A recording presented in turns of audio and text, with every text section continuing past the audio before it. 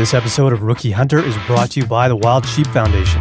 Adventures in sheep country can change your life, and as residents of BC, we're very fortunate to have 3 different species of sheep in our province. After attending the Wild Sheep Foundation's annual convention, Sheep Show, in Reno, Nevada, we got to see what conservation looks like firsthand. The Wild Sheep Foundation's ability to raise and put millions of dollars on the ground each year to keep these majestic animals on the mountaintops worldwide is unmatched. The Wild Sheep family is a diverse group of people from all walks of life, and membership is open to anyone. Whether you're a seasoned pro, it's your first time on the mountain, or you just like to see sheep on the hillside, you can sign up and join today. Kelly and I are lifetime members, but you can become an annual member for just $45. You can also become a member of the Less Than One Club, which is the only club you want to get kicked out of. If you've never taken a North American or international ram, you can join us in the Less Than One Club for an extra $25. Plus, Less Than One Club membership also includes entry into a draw for 3 separate Doll sheep hunts, which will be given away at Sheep Show in 2019. For more information on the Wild Sheep Foundation and to become a member, head over to wildsheepfoundation.org.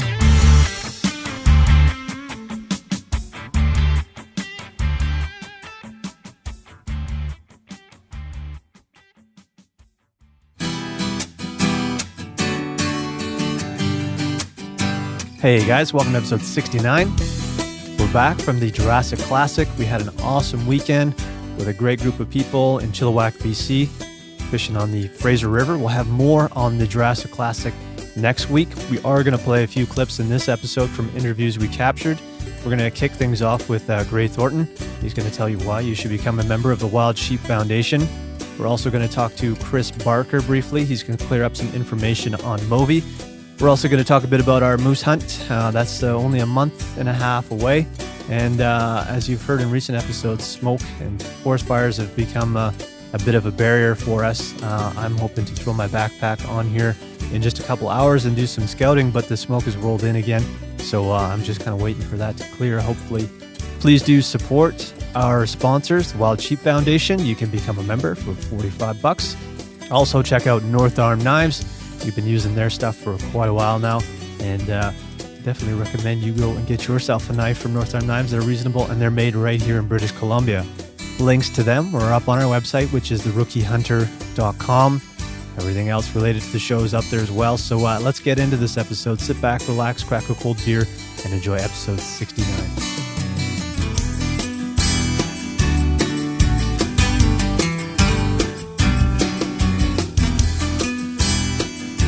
Kelly. Howdy. There's something pretty spectacular happening in the space above the studio right now. Mm-hmm. Yeah, there's a parting of the wildfire smoke. So we've been socked in for how long now? Fuck, I have no idea. Too long. It's been too long. I don't even remember what blue sky looks like, but I mean, we've had great weather. Like hot and sunny if we could see it. It's just socked in. Yeah. But yeah, as I was coming down here, half the sky was blue and the other half you could see the brown like jet stream kind of. Yeah. It's pretty wild, man. It's when I came out of my house, there's sort of like a red tinge, and I had just been out like an hour before, came back to the house, was doing some shit there, and then sort of noticed this weird red color outside, which is usually means that the smoke is thinning. And then as soon as I looked up, you could see like a line right down the middle of the sky, and the wind had picked up. So it looks like it's kind of blowing it all sort of southeast or somewhere in that general direction, but away from here. So man, that's a welcome sight. It is amazing how you forget how amazing a blue sky is when you haven't seen it for a month. It feels like it's been a month. Yeah. And, you know, the challenge that we agreed to? Yeah. I'm just like, I'm just going to take the punishment. Okay. I don't know what it is, but, you know, I was really relying on the fact that I could, you know, do some hiking outside and I could ride my bike to work. And it's literally so smoky that I couldn't even see like the end of our block sometimes. So I was like, there's no way. And I'm going out there and doing this. So, and I've got 5 other excuses too, but I'll save everybody the story and let's circle back to this. We'll come back to this because I think we should talk about this some more because I think we're in the same boat. So we'll come back to this. The first thing I think we should go over is we were, well, as everybody who's been listening to this knows, we were now being sponsored by the Wild Sheep Foundation. And originally we wanted to get Gray on that, Gray Thornton on the first episode, but just the timing with everything that was going on with WSF at the time and our schedules, we couldn't really line it up. But luckily, we knew that we were all going to the Jurassic Classic, which is where we were over the last weekend. And basically, the only thing we really wanted him to answer was the question that we kick it off here with him, which is why should somebody become a member? So let's just jump into this clip from Chilliwack. So I don't think we've officially thanked you for bringing WSF on for as a title sponsor on the show. You've got a pretty diverse audience of listeners. So if somebody's kind of on the fence as far as why they should become a member, what would you say to those guys? Great question. Wild sheep are an aspirational species from a hunting standpoint. I mean, I talked a little bit about my story the first time on the podcast, but I was more of a standard North American hunter. I mean, I grew up in the same ranks you all did. My family weren't hunters, so my first hunt, big game animal, was a pronghorn. I'd kind of hunted deer a little bit, but it was more kinda. And I was fortunate to have a mentor after I was in college. He was a Xerox customer of mine, and I said, "Man, I'd really like to hunt." He goes, "I'll teach you." For me to think about hunting a wild sheep was just a pipe dream. Yeah. It wasn't going to happen.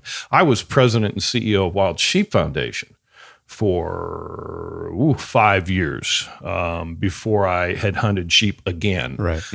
4 years, I guess. I hunted our unlimited area, but. Why is Wild Sheep involved in Rookie Hunter? First of all, I'm very, very impressed with you guys. But we wanted to show support of what really is our future.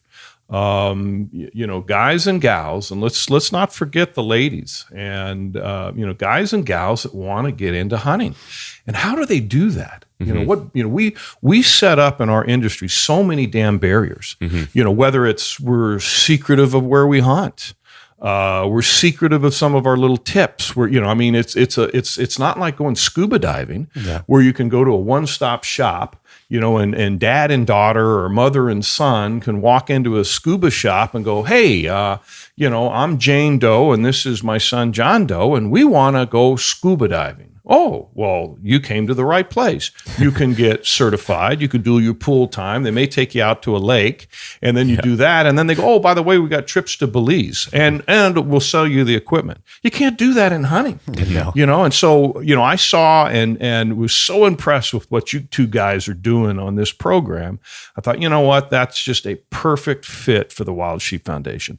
We are first and foremost a conservation organization. We're relatively small from a footprint standpoint, 7,200 members, but we cast a real long shadow when it comes to conservation. I mean, last year we put $4.6 million US on the ground. That's incredible. With a small little 7,000 member organization. So, why would you become a member of Wild Sheep Foundation? Well, if you have any interest in wild sheep, if you like to look at them, if someday you aspire to hunt them, and hey, look, guys, let's not kid ourselves. In British Columbia, you guys are blessed. You can over the counter hunt sheep. Yeah. The only place you can do that in the lower 48 is Montana, with a few unlimited areas. But you all are absolutely blessed. So you have the opportunity. We want to just make sure that opportunity stays. We want to ensure that British Columbians have that over-the-counter opportunity always. And how are we going to do that? By putting and keeping wild sheep on the mountain. So $45 US, you can become a member. You get a fabulous magazine. I'm obviously a little biased, but I think it's quite frankly the finest magazine in the industry. You get chapter and affiliate news. You get hunting stories. You get tips. Adam Yankee's one of our columnists, and Adam does a mountain fitness column in there. So, it's kind of got something for everyone. Yeah. And, you'd be supporting a great resource. Mm-hmm. I was a centerfold for the spring edition. I'm not sure if you knew that. Going through a luggage cart, about to hit the floor. I saw that, and I was just grateful that you were clothed. Yeah. There's another individual that made the center too. Yeah. Chris has a beautiful photo in there. Yes. Yeah. Chris was partially unclothed. Doing a proper lip curl, though.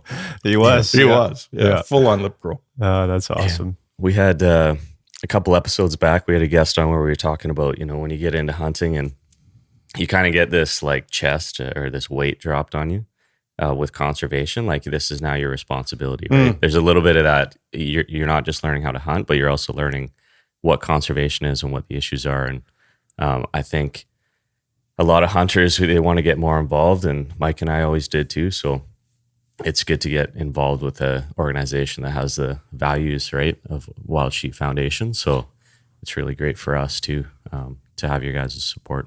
Well, and we're pleased. I was chatting with our chairman. I said, "Hey, I'm going to be doing a podcast with our rookie hunter friends," and I said, "We're title sponsor of their podcasts." And he goes, "Well, that's cool.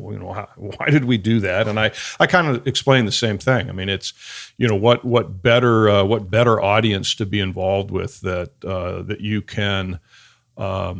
Speak a conservation message first. Right. We're hunters. We're not going to apologize for that at all. Hunters are the first and foremost conservationists. But what we're proud about is that Wild Sheep Foundation is a conservation organization. Without wild sheep, we can't be wild sheep hunters. So if we can put our focus on that resource on the ridge, keep our eyes on the prize, keep looking at that, that bighorn, there, up on the skyline, or that, or that stone sheep that's, there near that snow patch. We're gonna be doing the right thing, and all else kind of follows. So, the camaraderie, the membership, the good times, being at our convention, crashing and burning on a backpack race, going through a luggage cart, that's all fun, and that's what we do, and we're a big family from that. But we all keep our eyes on the prize, and the prize is that that bighorn or that thin horn on the mountain. Well, we're going to be at Sheep Show again this year. Hopefully we'll see you before then, but if not, we'll see you there. Right on, Mike. Awesome. Mike, Kelly, great to be on the program. Appreciate what you all are doing, and we're really honored to be your title sponsor. Likewise, Great. Thank you very much. Thank you. So we'll have more with Gray on our next episode. We're doing like a whole feature on the Jurassic Classic weekend.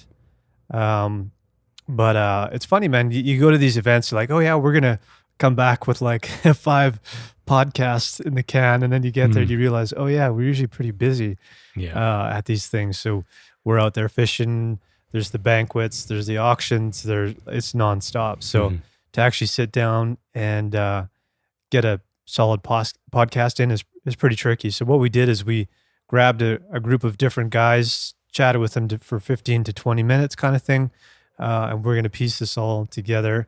And I'm hoping to have this up next week. This is a bit more work the way we're trying to do this one, but I think it's going to be cool. And we have to line up one of the guides. Hopefully he's the missing piece right now. Yeah.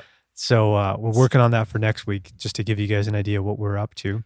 It's the magic in the studio.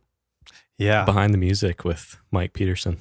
Trying to put the mosaic together and figure out how it's all going to work. So that should be fun. All right. So we were talking to Chris Barker. We did an episode a couple weeks back, and he just sort of wanted to clear up some of the information. I think we weren't too far off, right? Yeah, no, I think we were on track. It's just he wanted to add a little more to the conversation, which we're always game for. So he adds a little more detail from a M.Ovi perspective. We talked a little bit about how scientists are finding the disease in other species, specifically in Alaska. So here's Chris talking about that in a little more detail. It's good you guys were talking about it on the podcast and kind of running through a bunch of different topics. It was kind of neat to listen to you guys talk about all these different things, and then, how you integrate into the M.Ovi stuff. And it was, it's always on our radar. but you guys touching base on it. So, but the main thing is just there's got to be a bit more science done on. I think you touched on the Alaska stuff, Kelly, and where it was going, and there's M.Ovi mycoplasma, Ovi pneumonia in moose and caribou, and I think it was Dr. Perry Wolf from our Wild Sheep Foundation board. She pointed out, or Gray made mention, and I just kind of picked up on it. But so mycoplasma Ovi pneumonia, Ovi is for sheep. There's mycoplasma bovine, Right. which is cattle. So each species could have a mycoplasma of its own, or they do. And I think we just need to clarify, because those reports that came out for the moose and caribou, they're kind of implying that it's Ovi, but they're not really saying what kind of mycoplasma it is. So I think that's something, they've got to put a lot more science into what they're studying and what they're saying before they actually go and say, and link it to the mycoplasma Ovi pneumonia instead of, it could be the bovine or, and so with mycoplasma Ovi pneumonia, it affects sheep, goats, and muskox. So believe it or not, so muskox are part of the goat family. Right. So, that's one thing that needs to happen with the Alaska stuff. And I believe that's probably, I'm hoping it's ongoing. I haven't heard much in the last little bit, so I don't really have an update on that, Kelly, in that sense. So what they need to find out is, even though there's different types of M.Ovi, is it transferring species or is it actually species specific? Is that what they have to look into? I think, they definitely need to look into that, Kelly. And, did it cross, that's the question, right? And that's, I think that what they're trying to say is that it's cross species. Right. We don't know if it can do that. I know there's no science behind it. And none of the science has been peer reviewed. So I think it's, I think if you're going to put that stuff out, the onus is on you to do what you need to do with it, right? You need to make sure that you've done your due diligence when you say stuff like that. So I think that's critical. And that's kind of the path we're going with some of the projects we've got on the go. We're working with another producer that wants to make a M.Ovi-free flock, and the producer's very vested in doing what they want to do.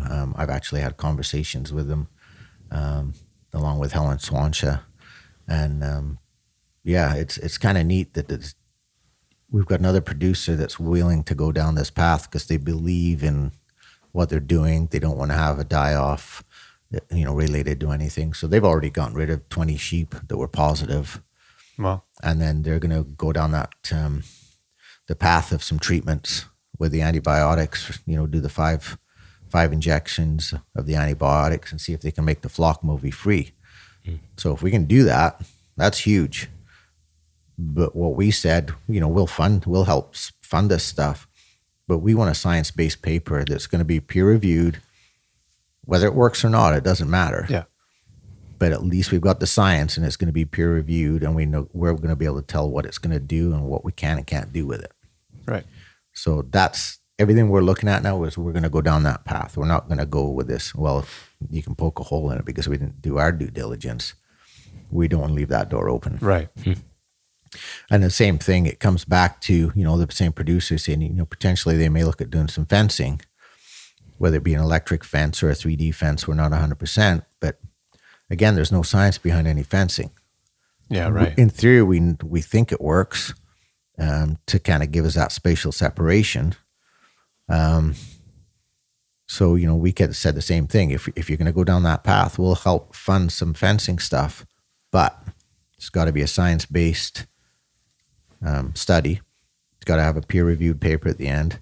And again, we'll know what we're going and whether we can do that. Because that kind of comes into, if we can get to the point where we can have our farm, if they're in a 50K buffer per se, and we can kind of do a risk assessment on that farm and say, okay, it's high, medium, or low. Kind of maybe it'll dictate what we need to do, but it'll require mandatory testing. Once they're tested, we can go down. If they're all negative, great. Then we can look at other mitigation things, whether it's high, medium, or low, right? And it could be, we could have spatial separation from a river or a valley, or it's just not sheep habitat. Yeah. So there's all sorts of little nuances we can use to make it work. without putting too much onus on the producer. But I think if we have that information, then we can go back and, we can say, Ag, you need to help support these producers in these areas. It's not every farm in the province. Right. And I don't think we can get to the point where we can make all of BC M.Ovi free, but we can certainly do it in those high-risk areas. Mm-hmm. And you know what? Potentially those producers may end up making more money on their sheep because they're M.Ovi free, and people Right. are going to be interested in Right. having Yep. M.Ovi free lamb or M.Ovi free flock. So, Yeah. it's I think it's a path we need to be in. I think we need to help the producers get there. Yeah, for sure. So I knew we've done the same thing. We've tied in with the Interior Provincial Exhibition. Wild Sheep Society of BC is sponsoring all the sheep classes at the Okay. fair. So the open classes and all the 4-H classes. So again, to me, I think it's critical that we support producers, but let's educate those young 4-H people that are in that. If we can educate those potentially new farmers coming in and give them the information, this is what, what's out there. We're going to give them some other information on health. We want to give out some, try and get them to join the Domestic Sheep Producers Federation and just build their membership. So we want to help their organization grow, give them a better voice, but we also want to educate their members to what M.Ovi is about and how it affects our wild sheep.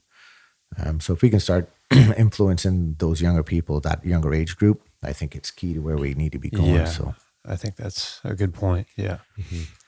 Is this might be more of a complex question, but is there a way to legislate the requirements on, like if you're a new farm that wants to bring in new animals, that you have to get your animals tested, and then based on that, low to high risk assessment, they kind of have to do something? we did talk about legislation, but if you go to legislation, you've got to go into the Animal Health Act, Okay.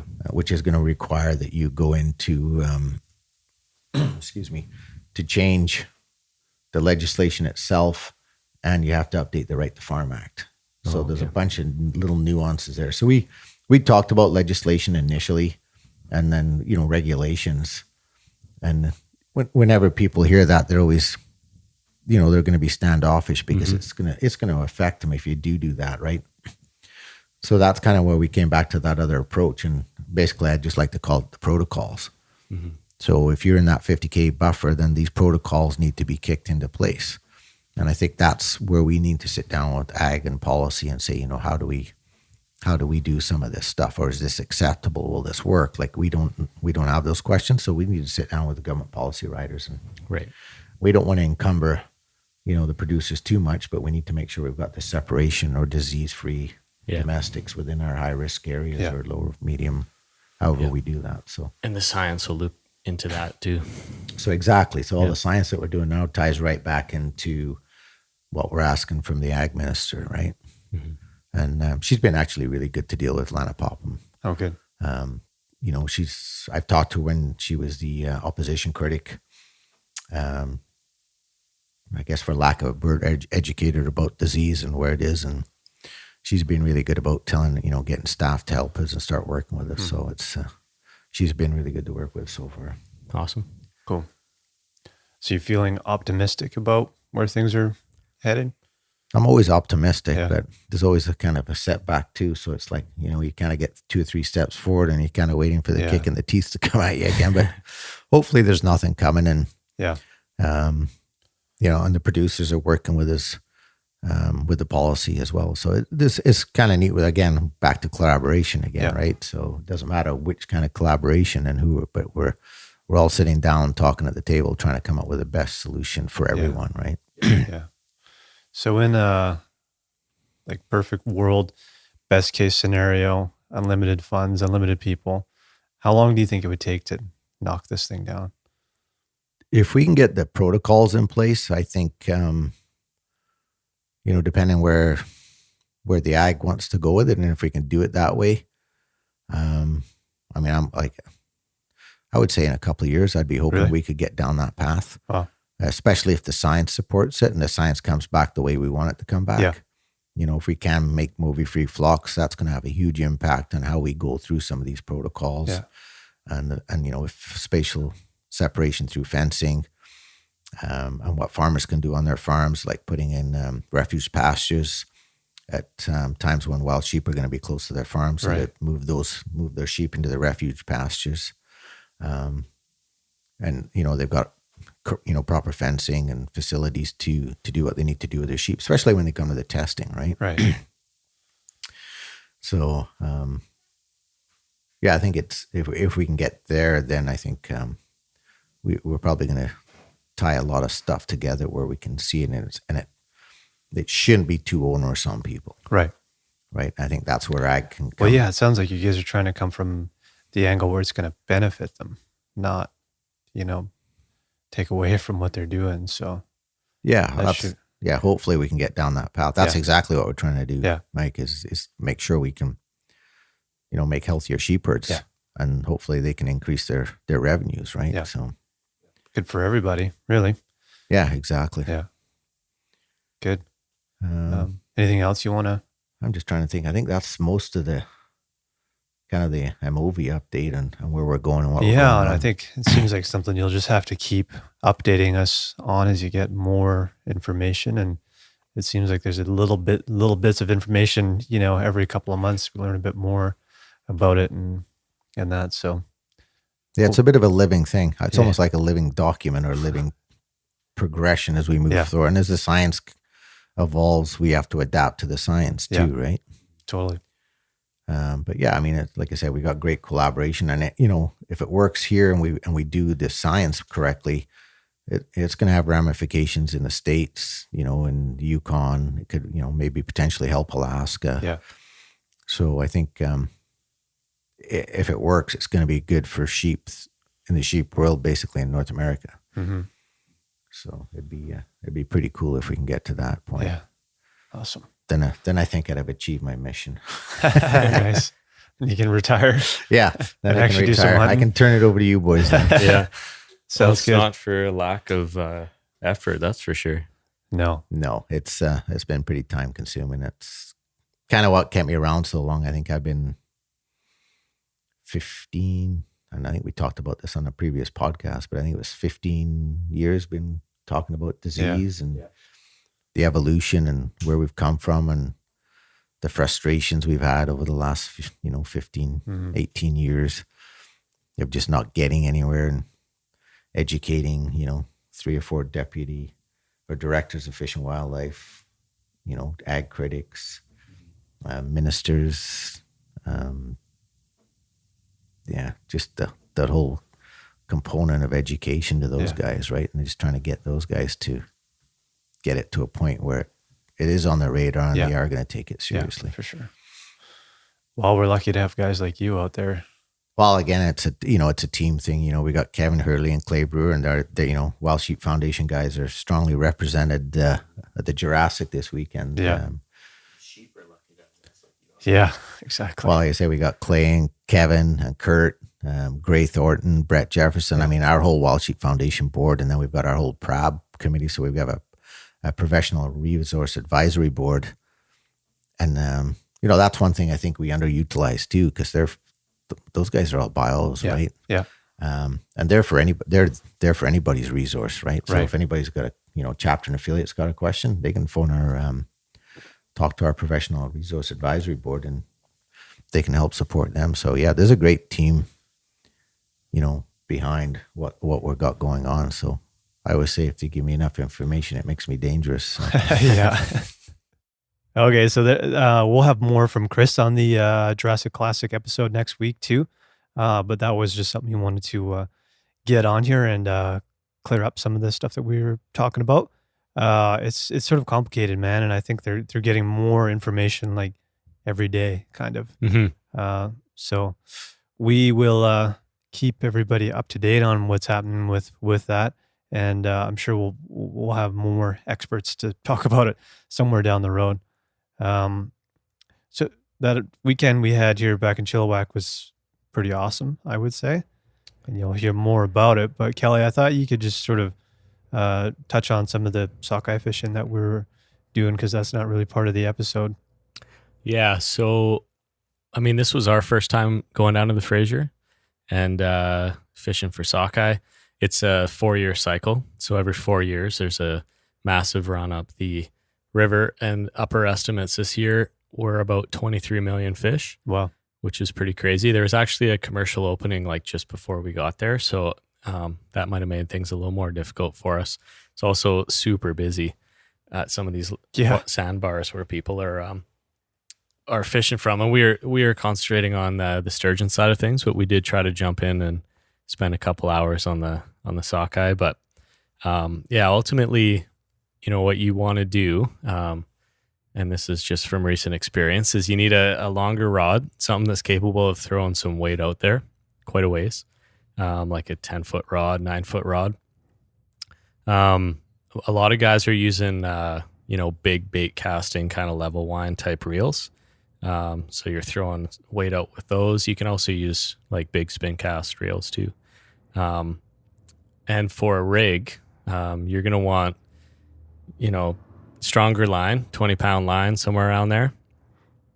And then from there, you're going to have, we had these little, they're called leader savers, I believe, but they're kind of like swivel and flexible. It's not fishing line material. It's something else, but it's like that thing's not going to break. Yeah. And it's got a little Y. It's like a fork. Rope kind of stuff on there. Yeah. And one end that forks off is about 2 or 3 inches long. Yep.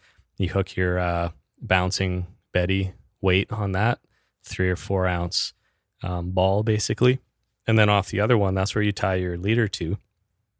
So the other end sticks out about 4 or 5 inches. And then you tie your leader to that. And you want like 8 to 10 foot leader probably. Mm-hmm. And at the end of that leader, you're going to have a barbless hook, like a size 3 or something like that. Yep. And a lot of guys will use yarn, like a piece of red yarn or pink yarn. You can also get pre-made ones, which is what we did. Yep. Just go into a local shop and they'll tell you exactly what you need. They've got green and pink and all that kind of stuff. The ones we bought actually had, I can't remember what they're called, bottom fishing in the river. A lot of guys will know, but they're little balls basically. I think they have a bit of buoyancy to them. Yeah. They look like little marbles basically, but they kind of run up and down the line on their own. Yeah, it's just like a bead. Basically. Yeah, basically a big bead, right? What you want to do is you kind of cast at about 45-degree angle upstream, and then you'll feel the weight bouncing along the bottom of the riverbed. So you want a good bounce. You kind of want to feel the tip of your rod kind of, bouncing around a good inch. You can kind of see it like, yeah, it's cool. And that'll just, once you're going to let that swing, you kind of want a big arc. And then once you reach the end of the arc, you pull it back in and you huck it out there again, and you just keep repeating that. Yeah. They call it flossing for salmon because I think what happens is the salmon aren't necessarily going after that bait. They're not looking for something to eat. Yeah. But they will, you're trying to get that long leader to kind of whip past them, and you're going to hook them in the side of the mouth basically. Yeah. Something that we weren't successful in, but a couple guys beside us, they were doing good. Yeah. So we'll have to go back and try it again maybe I'd love next to. year. Yeah. You also have the chance of catching some Chinook salmon there too, Yep. but I think the sockeye are obviously outnumbering them big time. But it's a fun time. Yeah, definitely, man. And the water was nice and warm. It was the first day we went out, I was just wearing shorts. Luckily, I brought a hoodie. It was actually quite cool, even though it was forecasted to be in like the mid 30s or something that day. But the smoke rolled in. It followed us, I guess, and it was quite cool. So the following day, which is when we actually got into the water, I was wearing jeans and decided to strip down in my underwear and wade out into the water. Yeah. And it was actually, the water was quite warm, and you're basically, sitting on a sandbar. You can get quite far out into the river. We had Corey out there. There's a photo of him, and you can see he's way the hell out there. But then it just drops off. It's pretty crazy. And we're like, it drops off out there, right? And he was kind of, poking his toe forward with each step just to test it. Yeah. But it was kind of cool to watch because there's guys that were just downstream from him, and they were reeling them in like crazy. But he had a longer rod, I believe, probably a heavier weight, and he was just hawking that thing way out there. Yeah. So Yeah. I think that was an advantage for sure. yeah, if we had more time, I think if we had one more day, it's one of those things. It's much like hunting. You sort of like watching people, you start to figure things out. Yeah. You come back again and you're like, okay, I think I can figure this out now. But man, Yeah. it's a lot of fun. Yeah, and there's a lot of people on the sandbars too. It's nice to find one that isn't super busy, but I found that most of them are, for good reason. They're that convex shaped sandbar, and then everyone can kind of cast out beside each other. Yeah, there's enough room for sure. Yep. But yeah, it's pretty crazy to see how busy it is. The first day we were on the water, I think, was the day after the commercial fishing stopped or was going on that day. Anyways, basically the guys are sort of explaining that like the river will like restock the next day. It's sort of like a bit of a cycle. So it was shut down the following day, and I think it was just starting to get busy again. So if we had the Monday to go out and try again, we probably would have hooked some stuff, I think, man. Yeah, I think so. But We should go back. Should. I'd be down. It's not that far away. No. You don't need a boat either. No. And it was even smoky down there. You think you go close to the coast and you'll get all that stuff blowing out of there, but it was pretty socked in on Sunday. You can see them on the pictures that we posted. Yeah. That's not an effect. No. No. But yeah, that was an awesome weekend. I don't know if there's anything else you want to add to it, or if you want to just wait till next week. Yeah, I mean, I think we can wait till next week. We'll probably have quite a bit to talk about there. Yeah, I just thought it was cool to ride around in those jet boats too, because everybody has, custom weld or, I don't know, Thunder Jets or whatever, right?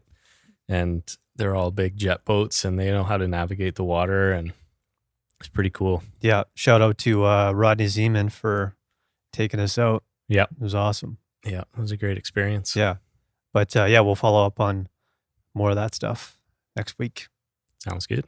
Tomorrow, Kelly, I'm hoping that I'm gonna go do a solo overnighter. I don't know if going with your dog counts as being solo, but I'm gonna head in and do some scouting. Fires being sort of the main concern. I don't actually know if this area is open. I sent out some emails to find out, and I didn't really get a whole lot of information back other than that they need to go in and sort of assess the risk level in there and clear trees on some of the paths that the fires came through. So, is that your job? Yeah, I guess so. You guys can send me a check. So that should be interesting. I might have to go the long way around, which I'm sure you know what I'm talking about. So this leads into the challenge side of things. I'm lacking in kilometers, so I'm going to use that. Yeah, well, I hope the smoke continues. I mean, it's not looking good this way, but it was clearing up looking north, right? Mm-hmm. So I'm hoping we'll see what happens. It's supposed to cool off. There's a chance of rain tomorrow and on Saturday. Not very much, but it's just that cooling and change in atmospheric pressure, I suppose. I don't know what the fuck I'm talking about, but apparently those are the things that we need to kind of get this stuff moving out of here. And it's just been stagnant sitting in here. So it sounds like it and looks like it's kind of on its way out. So hopefully wake up tomorrow to blue skies, and looking forward to getting in there, checking out some areas. I can bring my 22. The snowshoe hare is open, so I might bring a few of those home. Cool. If they cross my path, and I've seen them in that area earlier in the summer. It just depends on what time I'm coming through and how high up I get. So cool. Yeah, that should be a good time. It'll be it's getting pretty close to hunting season here. Yeah. So you kind of get the itch of pulling all your gear out, throwing it all over the floor. Yeah. Sorting it, using it. So yeah, I'm sure you'll have fun out there. I can't make it out Friday morning, but we'll see what happens later on. I might be able to send you a note or something. Yeah, I can send you my location, and if you feel like coming in, then cool. Come on in. Yeah.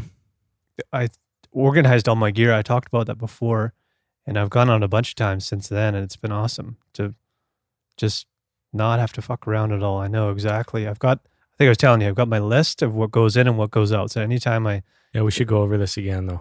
so it's pretty basic, and I'm sure a lot of people do this. So I've got big Rubbermaid containers, and then inside of those, I sort of have my what's the word I'm looking for? My dry bags with Mhm. everything in there. So and then my tent and everything like that is in there too. But when I put something in, I write down what's in there, and each one of those dry bags, I also have a list inside of there, so I know exactly what's in the dry bag. All I have to do is pop it open and Mhm. just double check. If I take something out, then I put an X on there, I put it back in, I put a check mark, so I know that it's gone back in. So now I don't have to throw around my gear. I just grab everything, and my bag is ready to go in Mhm. 5 minutes, and I know exactly what's in there. Cool. Because I was getting so frustrated, man. It's like I always felt like hunts and everything, even camping, is like last minute decision, and then I'm spending like 2 hours going through all my equipment and And then it's like, did you bring the rangefinder? yeah, Oh shit. yeah, There's exactly. always one thing, right? Yeah. So that's been working really well. And tomorrow I haven't even packed yet. It's 5 o'clock right now, but I know tonight or even in the morning I can just pull all that stuff in and throw it in my pack real quick, and I'll have everything I need for Right. an overnighter. Cool. So it's kind of a pain in the ass to do it initially, but usually once a year you're pulling all that stuff out and kind of going through everything Mhm. anyway. So you might as well write down what you have on a list and keep it organized. That's the key part, is just to keep that system going, and then you don't have to waste time. Mhm. Yeah, I might have to look at something like that.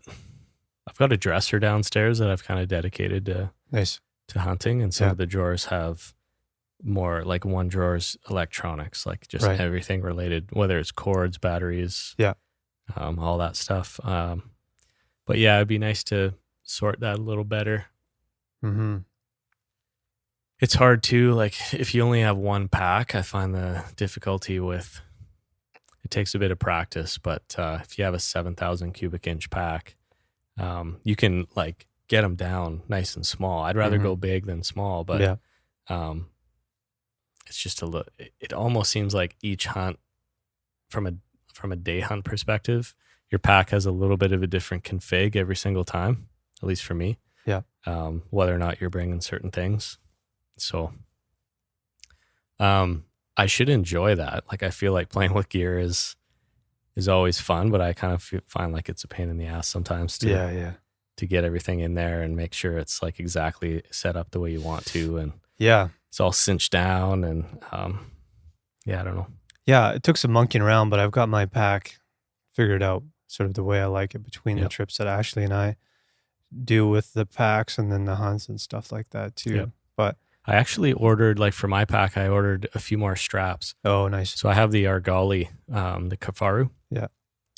And so I have the spotting scope pocket on the back, and I had a whole whack of pockets on it actually, but for day pack mode, I'm kind of leaving the lid off. But I'll put that spotting scope on there, and I added 2 more straps from the sides that go right around the back, and it goes Nice. right over top of the spotting scope pocket. Yeah. And you can cinch. So if you have a spotting scope or whatever, you throw it in there. Mine isn't super huge, so it only takes up a third of that Yeah. pocket. So now you throw these straps over it, cinch it down. And I even put one more strap on the bottom to kind of really cinch up right around where your waist is. Yeah. Like the lower part of the pack keeps everything super contained. Nice. So that was one thing I was having a bit of trouble with some day hunts, was just a bit of like floppiness on it, just due to the size. But I think I got it dialed now. Nice. Yeah. Sweet. So for September, we're still not really sure what we're doing. You just booked some time off. Yeah. I have to line up my schedule, but And everything's on fire. yeah, so it's So kind we've of had to change plans. yeah, we had a plan A that went up in flames. We had a plan B that went up in flames, and plan C, I don't know what it is yet. It's probably on fire. Yeah. I pushed my holiday back a little bit. I'm not too concerned about getting right out there on opening day. Yeah. And go out the week after, and I don't know. I just hope some of this stuff smoke dissipates and the fires maybe calm down a bit. Maybe we'll get some rain. But yeah, I don't know. I mean, I think we have options. We've kind of forced ourselves to look at a whole bunch of options because we knew this was going to happen, and it's just a matter of when the time comes. We'll just, they're all kind of the same distance. So I also have another option, but it's at least 6 hours. Yeah, I don't think that's gonna work. Yeah, I think that will save that, so we have adequate time to plan it, and then spend a lot of time there once we're there, right? Yeah, that's one of those spots where we could go and scout it out in the summertime. Yeah, true. It's so tough to go into these places blind, man. I'd like to take advantage of summer. Yeah, that was a plan for this summer too, was to check out some of these spots, but yeah, they were shut down. But yeah, to go in there and check it out beforehand so that you're not wasting time. You know exactly where you want to go and set up camp and get in there. We've talked about this 100 times, but yeah, from lessons learned, yes, it's nice to get in there and figure it out. We got a lot of things to do in the meantime.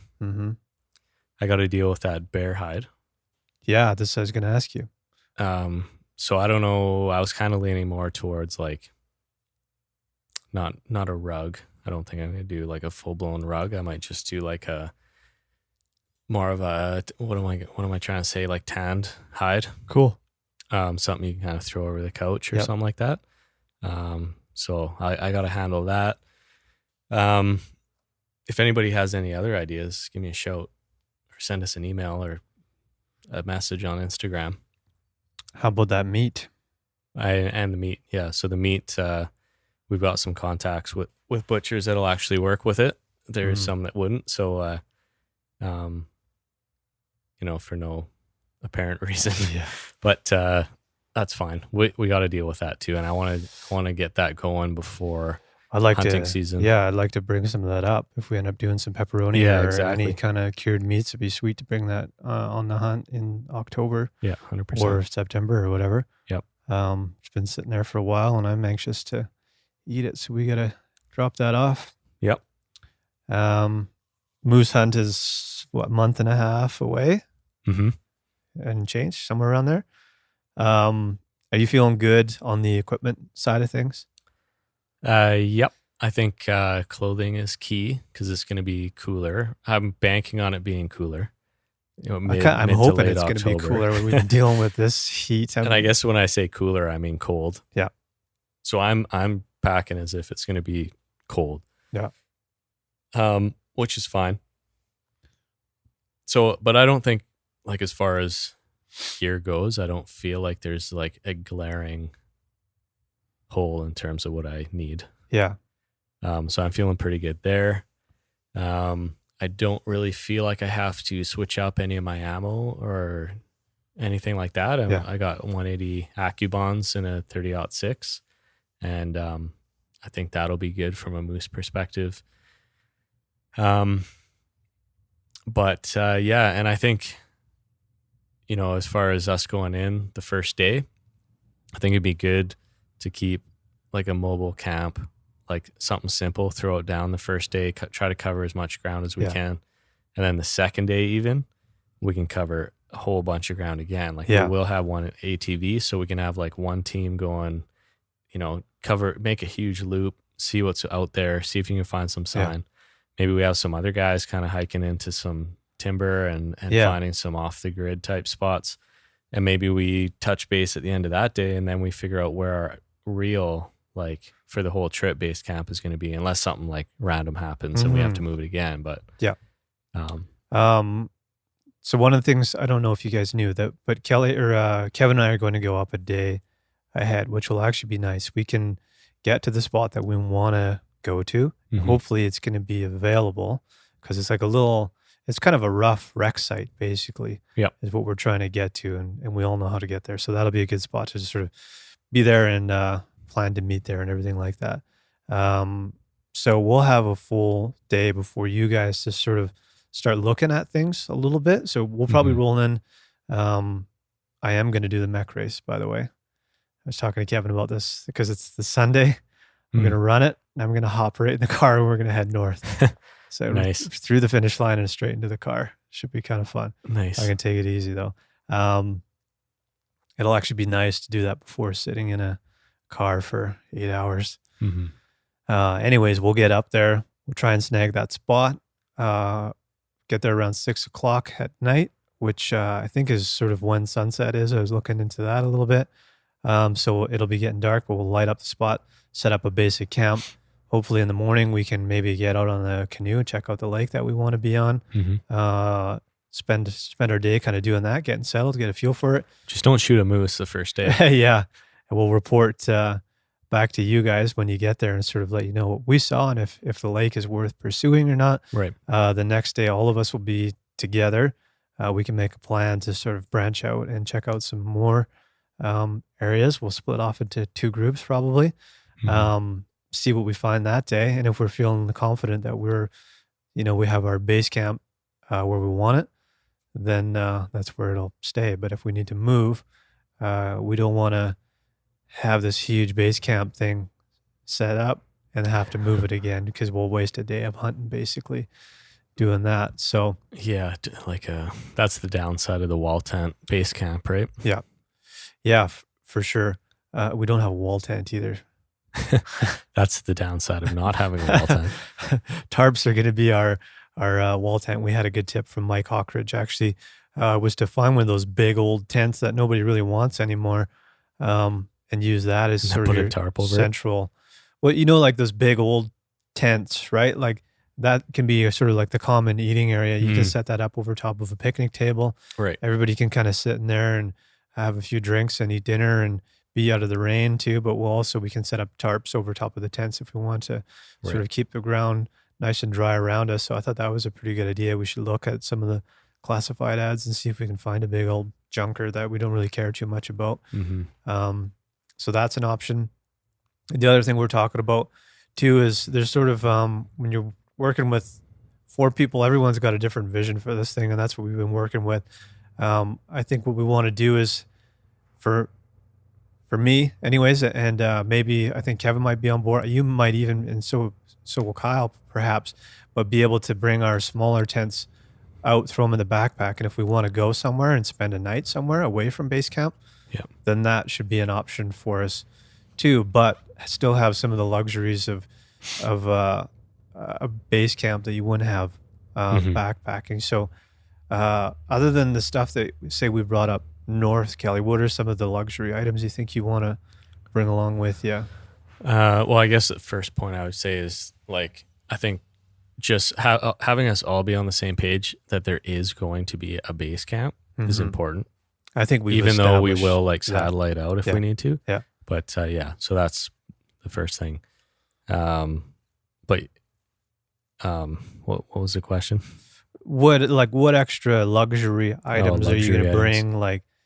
Because we have the ability to do so. We can leave stuff in the truck. We can leave stuff. I think a cooler. Yeah, 100%. Does that count? Although I think we had coolers up north too or did we?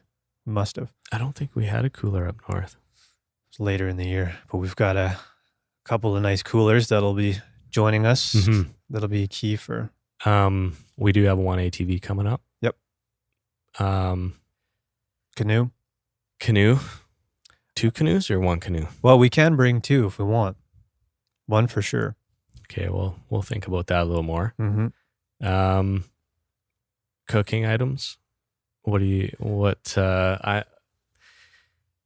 think I would be okay eating dehydrated meals if they were, what Good. we did in the previous couple episodes. Yep. The dehydrated, homemade type stuff. For sure. I don't want to eat Mountain House for 14 days Fuck straight. No, I don't think anybody that's does. a potential health problem. Yeah.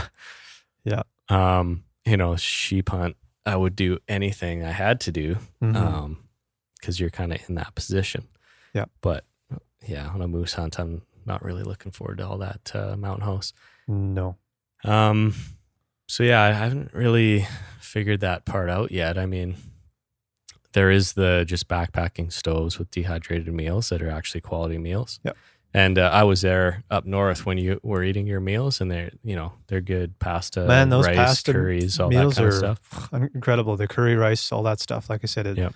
all lightweight, easy to pack, and we don't necessarily have to dehydrate. Like we could bring those canned meats if we want to. We just have to put them somewhere safe when we're not at camp, and make sure we burn all the shit out of them to sort of sanitize them when we're done with them. Yeah, exactly. But those sorts of things can come along and not have to worry about the weight of them. Yeah. I mean, I didn't have any problem with when we went up on the sheep hunt to, the Ziploc bags each individual day. You separate out into days. I had more than enough food. I wasn't even, and I was hiking around every day. Yeah. Like I ended up with all my extras I was putting into an empty bag, and I ended up with another full bag of food. Right. So, and I wasn't unhappy eating most of that stuff. So I don't mind, doing it that way because it is very mobile. Mm-hmm. So I might bring some, like, I think I'm gonna be focused on cooking on my stove, my soda stove, and I'm sure you're gonna bring your stove as well. Also, hopefully there isn't a campfire ban by that point. It'd be nice to cook some stuff, I don't know, on the fire. Yep. We can bring along some potatoes and onions and throw that kind of shit in tinfoil or whatever, right? We can do those types of things. That'll be nice, but for the most part, keep it pretty simple. It might be nice to bring 1 pack of sausages. We can do that, say, the first night we're up there, and be done with that right away. And that, I think cooking on the fire and just using the stove is going to be what I'm doing. Yeah.